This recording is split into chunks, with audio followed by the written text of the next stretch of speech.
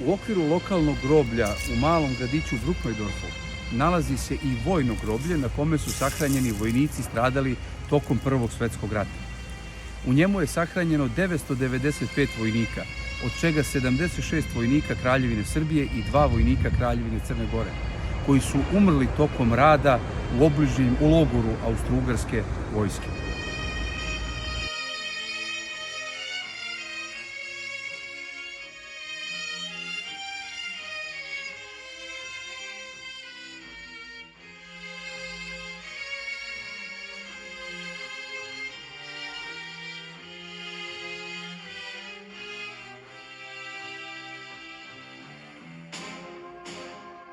Na prostoru groblja nema humki, već se na njemu nalazi više spomen obeležja u obliku krsta, raspoređenih po površini groblja. Nikada nećemo steći pun uvid u razmere golgote i stradanja srpskog naroda u Velikom ratu. Ali moramo da obilazimo sva mesta gde postoje obeležja. Moramo da ih čuvamo od zaborava i da se sećamo, jer nam budućnost neće oprostiti.